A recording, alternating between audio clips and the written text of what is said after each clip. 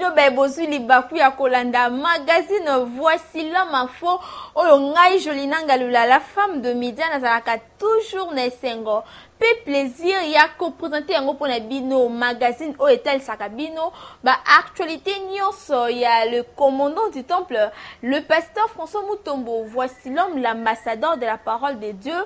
Pena oetali aseka kalembele ne mobimba papa maman de komobali de komwasi.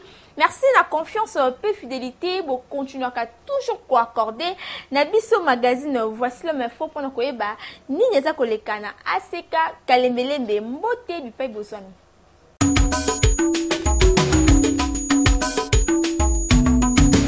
Tofongola édition esika ya mokona lelo VH info pona koyebisa bino ete équipe mobimba ya magazine Voici l'homme info ya accompagnaki l'homme de Dieu le pasteur François Mutombo. Voici l'homme, l'ambassadeur de la parole de Dieu na Okatanga précisément na Aseka Kiwele Oekamamaka na le pasteur Georges Koloyi l'homme à la trompette. Pendant qu'on la bongo ouverture, il y a première édition, il y a Bethesda. Bolanda ndenge le kaki à travers commentaire, il y a Marlene Kalula.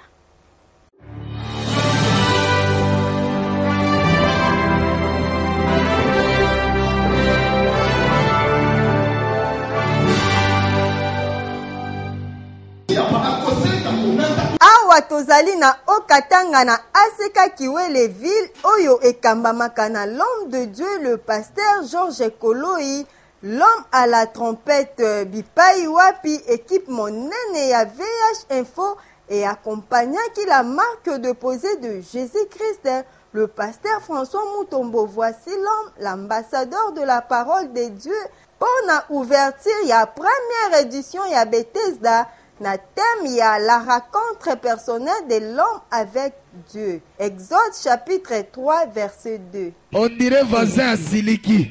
Ok. Amen, amen. Amen. Est-ce que bana aseka kiwele bazao? Ayo. Na pesi bino mbote na kombo na Yesu. Jésus, allez. Et puis, ndenge nazomona makambo eza na dimension moko likolo. Ndenge ezalaki na ndenge biso tokuti lisusu, c'est-à-dire nzamba zao. Oh yes. Il y a un Dieu quelque part. Yes. Ok. Et puis na pokwa lelo lipamboli na yo eza na intermédiaire moko te. C'est-à-dire Ozokutana na nzambe ya Voici l'homme na pokwa lelo.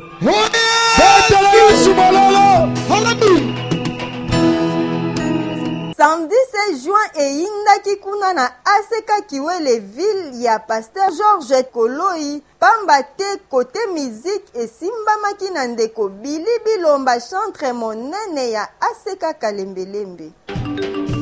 Kaka. Betela Yesu bololo, betela Yesu bololo, betela Yesu bololo. Bi. Logos. Vraiment sojalinga kazamba Voici l'homme lelo yo. Kota na vision. Ah, kota na vision. Kele. Kota na vision. Olinga kanzamba Voici l'homme lelo yo. Kota na vision. Olinga kanzamba yo mama na ngaye. Kota na vision. Kota na vision. Mamoriote. Kota na vision. Olinga kanzamba sega kiwelelelo. Kota na vision. Olinga kanzamba sega kiwelelelo. Kota na vision. Olinga kanzamba yo ngaye. Kota na vision. Olinga kanzamba Mutombo François. Kota na vision. Kota na vision. Kota na vision.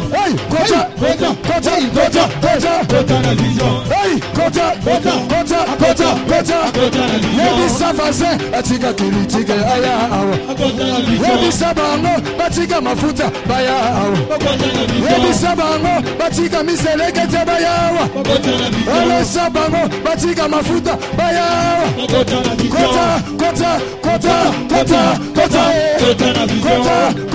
Kota. Pasteur Georges Tangu azwaki maloba alobelaki tina ya transfert de grâce pe azwaki bénédiction na ye epai ya le pasteur François Mutombo. Voici l'homme, la marque déposée de Jésus-Christ oyo azali père spirituel na ye.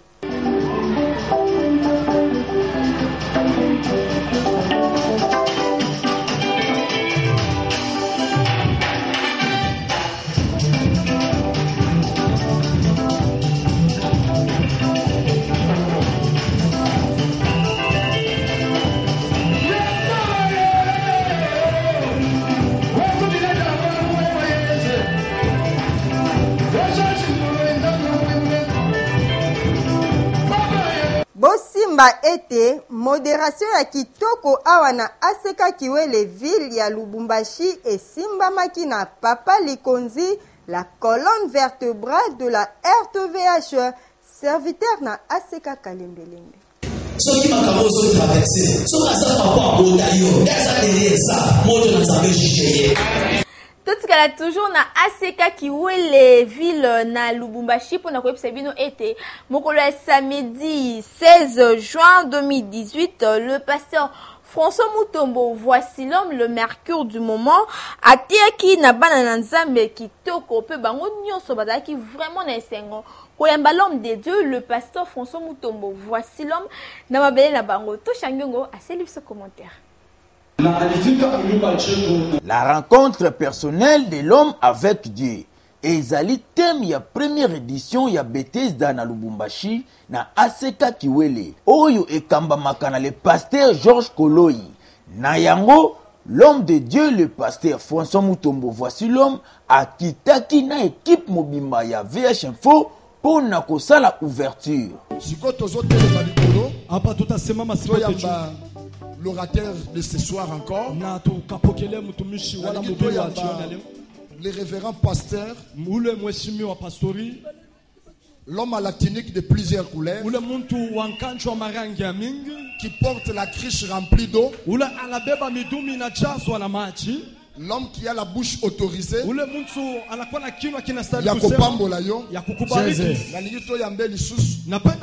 avec des cris de joie, d'acclamation, d'akelelo.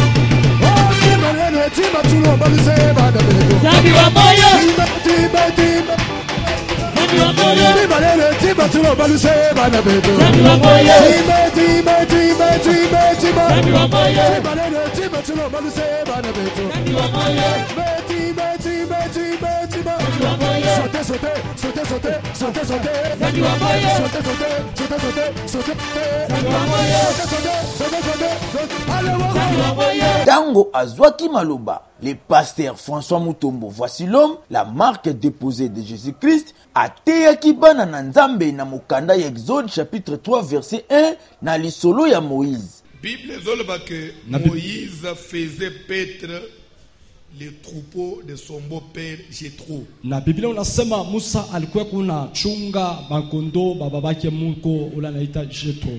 Qui est Moïse? Na Musa ni nani? Et akomaki na epa Jéthro koma. Na alifika mnyumba ya Jéthro na mnaka. Bible zoloba que bana na Israel bakomaki na buumbu na Egypte. Na Biblia unasema batoto wa Israeli balikuta Misri mtumwa. Haikukuwa kusema bango bakena bango msibango baumbu te. Na kusema balibabeba balabapeleka sa vile batumwa hapana. Bateka kinde kuna bango Joseph. Na balujisha ntuku yabo Yosefu. Zamba ke tomboli Joseph na Egypte. Na Mungu alamunyanyua Yosefu mu Misri. Bayeko yoka sangu ya Joseph. Na balanso shikia historia ya Yosefu. Na balanso mfuata. Na Egypte ba mene vie ya bien. Na mu Misri banaishi maisha mzuri. Joseph azaki amvi. Wakati Yosefu alikuwa na bushi. Joseph ayeko kufa. Wakati Yosefu anakufa. Na balabakia mu Misri. Bible zoba na Exode 2. Na Biblia nasema mkutoka Biblia s'éleva sur l'Égypte un nouveau pharaon. Na kulitoka Misri qui n'avait point connu Joseph. Na sikumchua Yosefu hapa. Comme ça il ira dire à son peuple. Jo anendo sema na taifa yake. Bana nisela bakomi ebele. Batoto wa Israeli banakuwa mingi. bazokoma puissant. na balansa kwa benye uwezo.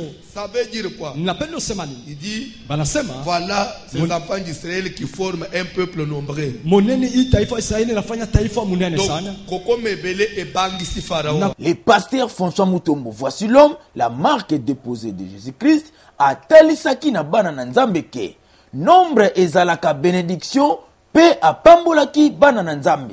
C'est pour dire que le nombre c'est une bénédiction. Na mionyesha siku kwa mingi ni baraka. Tikanzamba pambo l'église. Na acha Mungu abariki kanisa. Batu bakwe ba mingi. Tikanzamba pambo le commerce ozosa. Na Mungu abariki biashara bila unafanya. Ukoma na ba marchandise belé. Na uko na biashara bya mingi. Na yo mata. Na makuta kwa pande. Ukoma na ba bus belé ya transport. Na magari ya mingi ya kufanya transport. Wewe na 4-5 mituka ya kutambula na. Na uko na magari mingi déranger na garage akubima na mususu. Vraiment. Mais mutu akaka mwa mutuka moko. Muntu na gari entretien.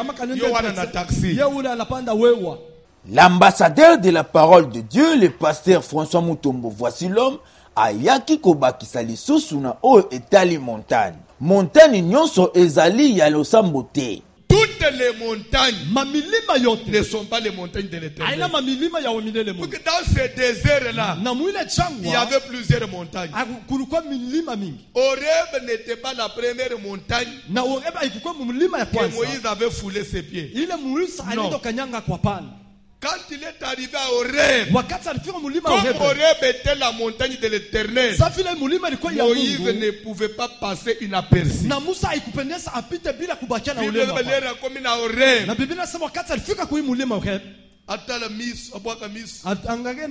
vu un buisson, un petit arbre en train de brûler.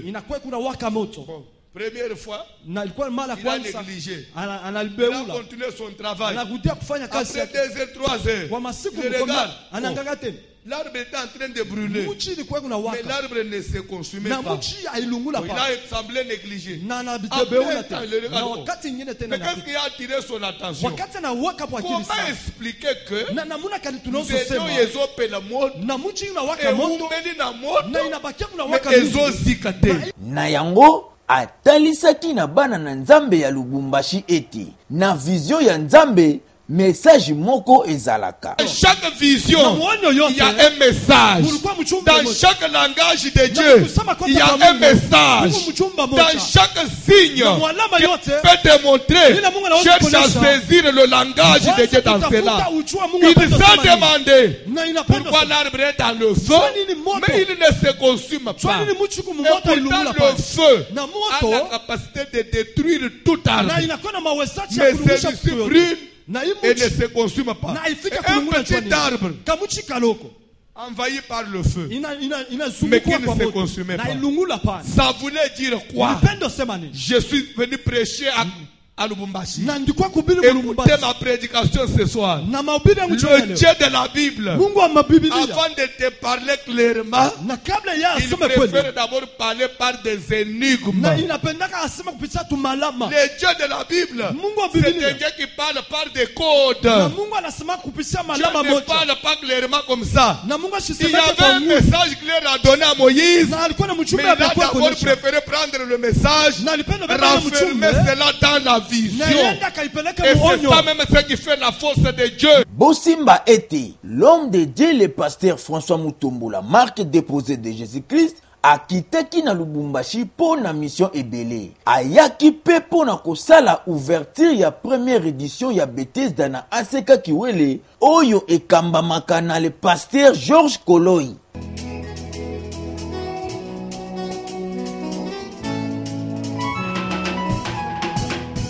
C'est possible, c'est possible, c'est possible. Zambe oyo asalela yo. Est-ce que koko tomo na maboko likolo? Oh yes. C'est possible, c'est possible, c'est possible. Zambe oyo asalela yo. C'est possible, yeah, yeah, yeah. C'est possible, maman. C'est possible, Zambe oyo abotisa yo. C'est possible, ma sœur. C'est possible, Zambe oyo abalisa yo. C'est possible na pokwawa. c'est possible. Moi n'a dit comme un moto. Bon, quittez ça. Posez. Yahweh, oh, oh, oh. C'est possible.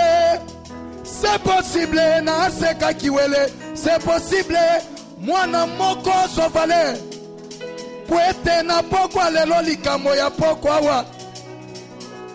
Eza ya moto na nzambe na ye. Poete nzambe toye na kati ya bisiko yo. Aza nzambe ya makoki ezanga ndelo. C'est possible papa. C'est possible. Nzambe oyo apesa yo dollar a mipiku. C'est possible. C'est possible. C'est possible. Nzambe oyo apambola yo. Nazoyebisa mama moko. Na pokwa lelo Zamba George oyo azanzamba logola kasoni. Ata oyaki na soni. Kokende pe kozonga donc aller pe retour ya équipe Mobimba ya magazine Voici l'homme info et l'homme de Dieu le pasteur François Mutombo. Voici l'homme et les kitoko et en plus accueil o ezalaki bongo kitoko makasi na Lubumbashi na équipe ya presse ya pasteur François Mutombo. Voici l'homme ya mama qui est vraiment kitoko bolanda à travers live o 7 noa à Célibiso. Yekele kele zambi wanye mungezela mwalu bubya mufyezange zambi wanye yekele kele ei mambu wanye mungezela mwalu bubya mufyezange mupesha bana mupesha dibaka mupesha munimu ambianze ale bina mimi Mutombo bina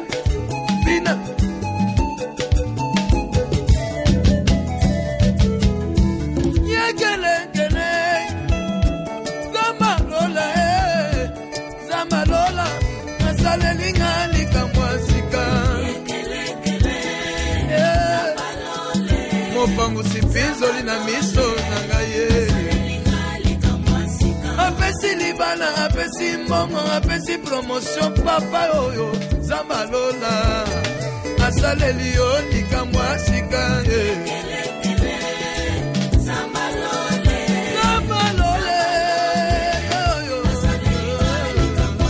ale bina dijelo sango bina dinela Yesu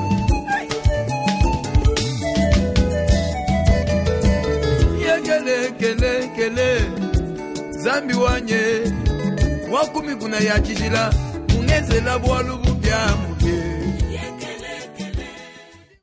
Tozongi na Kinshasa direction na ACK Kalembelembe oye kamamaka na l'homme de Dieu le pasteur François Mutombo. Voici l'homme l'ambassadeur de la parole de Dieu. Pendant koyebisa na bino ete na thème na biso ya kitoko oyo bino nyoso boyebi sur le monde des esprits toujours présent en son poste. L'ambassadeur de la parole de Dieu le pasteur François Mutombo. Voici l'homme la marque déposée de Jésus-Christ.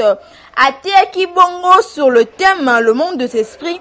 Nasuka accorde qui interview na S Kikonda Bolana. Premièrement, tu salues révision il y a chapitre Mobimba peut au tellement na troisième point pour les manipulateurs peut tout le monde dit comme le premier grand manipulateur peut pour plusieurs raisons Dieu manipule les esprits peut tout la raison il manipule les esprits pour raison de combattre. Il combat pour conserver ses intérêts et Dieu combat aussi pour défendre son armée, pour défendre ses enfants. Ndето suki na verset Exode 17 verset 8 combat contre Amalek. Totalisque Nzambeye moko na Apocalypse 12 7 ba attaqué il a combattu contre les dragons. Nous aussi nous devons combattre pour nous défendre et conserver nos intérêts. Jean chapitre 5 à partir du premier verset, Bible après cela, il y eut une fête des Juifs. Qui dit fête des Juifs dit seulement grand rassemblement de tous les enfants de Dieu du monde entier, quelle que soit l'église, Tobisco Kozala, na date oya août tokutana na Kalembelebe to célébrer vraiment cette communion fraternelle ensemble avec Jésus autour de la grâce qu'il a fait avec à son serviteur. Voici l'homme. Tout celui qui vous trouble emportera sa peine. Les ali bongo ouverture ya milulu ya combat oyo kosalema bongo mokolo ya dimanche 24 juin 2018 kuna na ACK Kalembelembe bipai wapi ba bengi bana nzambe bele ba ya mokolo yango parce que moto nyonso kozana wana isika akozala jamais dessus na yango frère Marcel Chizubu elongo na frère Janon Tsumbu ba ki na rédaction ya VH info pona ko beta CT na mokolo yango bolanda Sango oyo tomemeli peuple dédié. Ils ont d'abord premièrement adressé Nababu Kibike Konyonso. Il y a Kinshasa, il y a Brazzaville, peu partout dans le monde. Puis d'une manière générale, dans l'église corps de Christ, il y a Congo. Et s'il faut aller loin, na Moutounionso, où il y a Lugara Nzambe. Parce que les gens sont chrétiens, mais ils ont rappelé na posa Nzambe, tant que ils vrai Nzambe. Mais Nanzela y a rendez-vous au Tozobenga, Moutounyoso à Lukaranzambe. Rendez-vous en Wezanini, rendez-vous eza programme. Il y a ba culte na biso, il y a ACK Kalembele, Mbendenge Boyeba qui programme, il y a ba culte il y a dimanche. Mais plus précisément, programme il y a culte na biso il y a dimanche, Otobenga la culte à combat, culte à JBB, il y a ba Bouki Bikeko. Désormais, modification et salami par rapport à culte wana. Et bandako banda à partir il y a ba 16h30. Mais désormais, tout banda à partir de 16h30, mais tout banda à partir il y a 15h30. Pourquoi? Parce que nakati il y a cultuana ou ezaki kaka ya combat, modification monsieur Salami ezaki babakisipe branche ya louange paix adoration. Netina wapi vraiment tout l'équipe auto informé peuple dédié et s'il faut beta CT na kolobake c'est sur demande ya babuki bikeko nyonso banda olobake papa tozozo atamuke ya kosangana ka ensemble. Bana na Nzambe d'abord bayoka mbela oyo ba s'approcher na makambo na Nzambe ce qui fait aussi la force eza au moment où bana na Nzambe bazo sanga na place moko bazo sala liboke culte oyo ezo salema au sein ya église ACK Kalembelembe numéro 72 c'est dimanche je crois c'est le 24 oui dimanche 24 à partir ya 15h30 des heures oyo culte na biso ekobanda.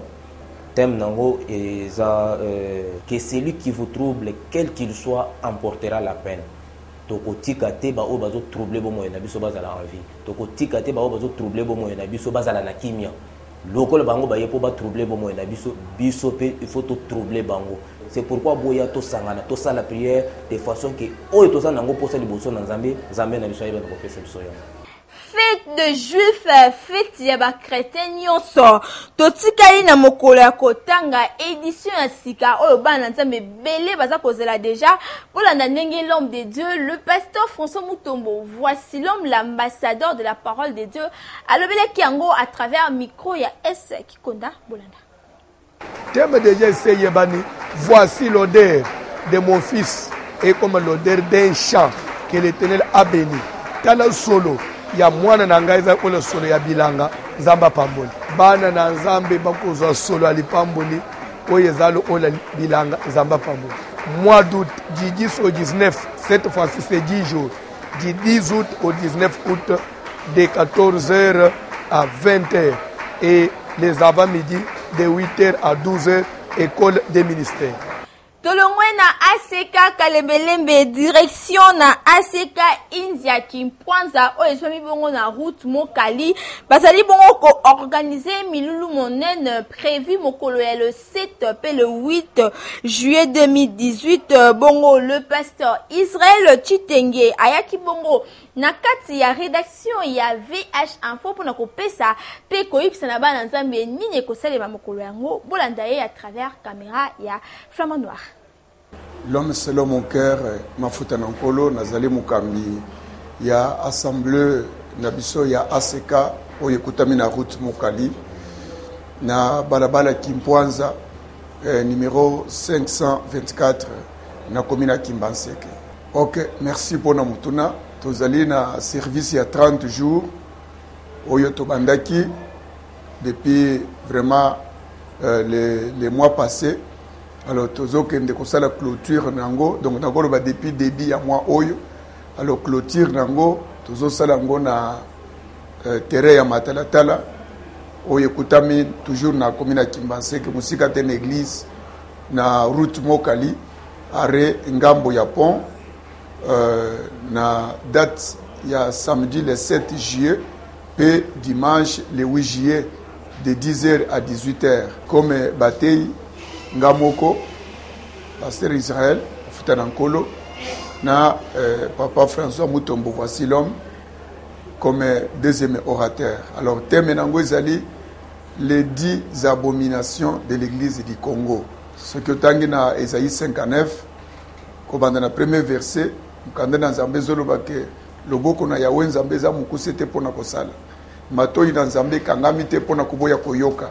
Bar na Nzambe nyonso parce que si Jésus faire reconnaître à l'église du Congo ces abominations. C'est que tozobenga mutu nyonso ayebika asambelaka. Donc mukolo ya samedi le 7 et dimanche le 8 juillet na bengisi mutu nyonso congolais nyonso oyo akozwa libaku ya kolanda magazine oyo aya na terrain Matalatala quel que soit âge na yo rang social na yo. Numéro na ya téléphone ezali 089 76 154 69 089 76 154 69.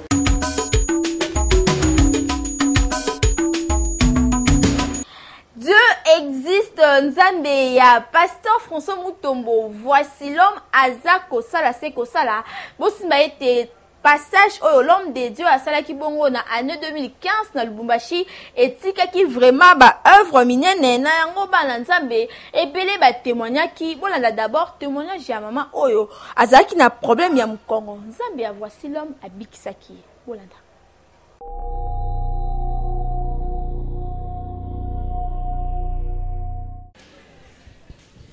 Ngai nazali na problème à mukongo. Ndikwa na mambo ya kifuno kilikuwa kina nyuma.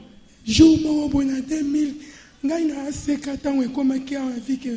Eza parcours wa nièce na ngai azaka intercesseur na Kalembelembe Charlie. Na kulikuwa ndugu yangu moja alikuwa eko naomba Kalembelembe anaitwa Charlie.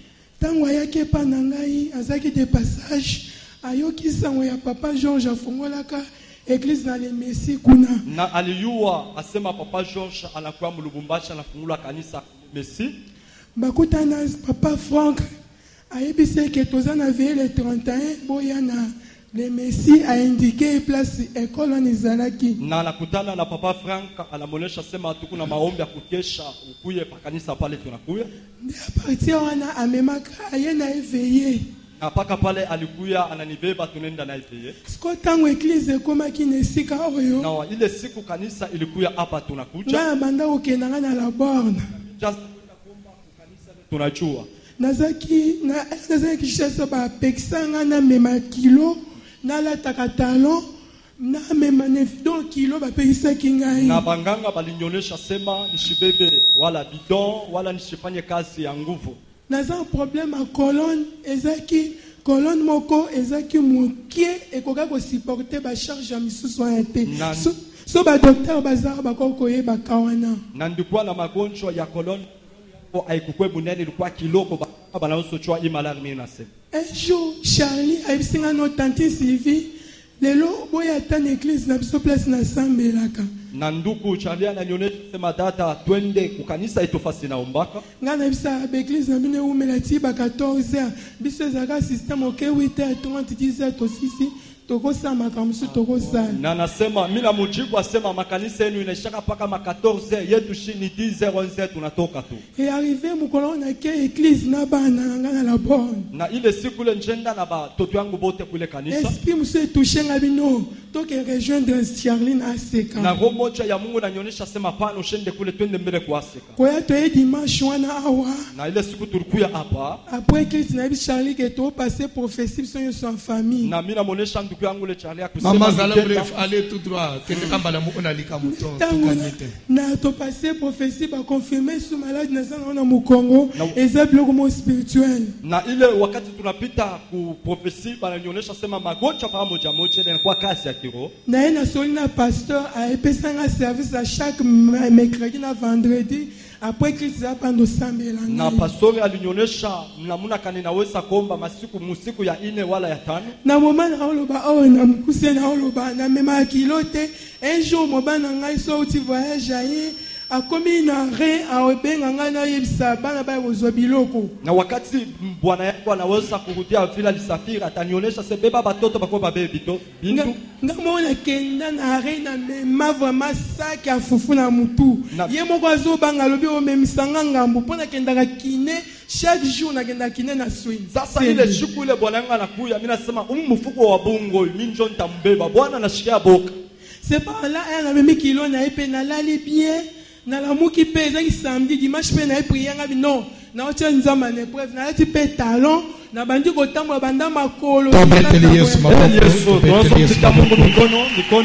Matthieu chapitre 16, comme on a verset 13 à 15, pour comprendre que tu comme na rubrique au bout de la kamingi na banda ko bipa iwapi to tunaka na ba na nzambe nyonso nani nde voici l'ompa mate moto nyonso lingaka yeba nini balobaka pona ye Jésus Christ de Nazareth ye pe atunaki na bapôtre na ye pour vous qui suis-je na yango biso pe atutuni pona bino nani nde voici l'homme bolanda.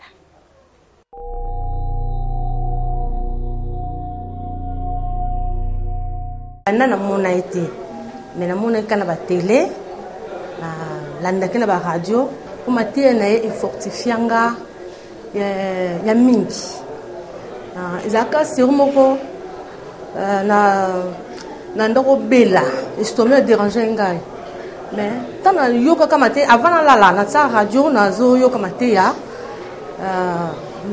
ndeka bondela ki na lala ki na seki pe kondima na bi nde na olala ndeka na pasteur atei ndenga bondeli na za kondima ki na olala bien l'homme na olamuka bien mais ndeka lala ki en tout cas na prière na ye la ton lamuka ki à bonne santé conseil on peut sa pasteur akoba kaka na ba vérité na ye matia na ye. Bon, tellement na landaka ye mingi na kobetela bino mo histoire moko muke pour comprendre que na landaka c'est vrai. Alors comme ça dans landa ye apesi exemple moko place azalaki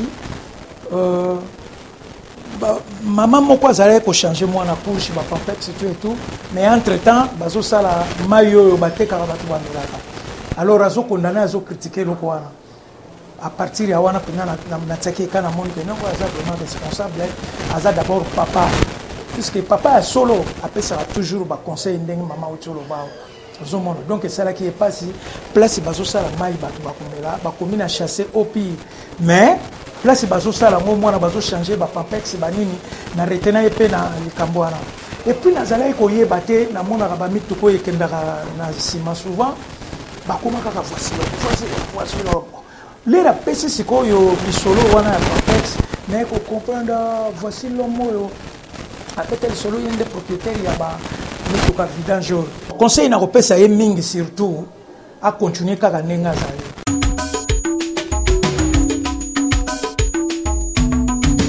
Page rose na édition ya mokona lelo joyeux anniversaire on a papa Redivevo azali bongo chauffeur ya le commandant du temple le pasteur François Mutombo. Voici l'homme l'ambassadeur de la parole de Dieu na yango biso awa magazine voici l'homme info équipe mobimba et souhaiter na papa Redivevo joyeux anniversaire.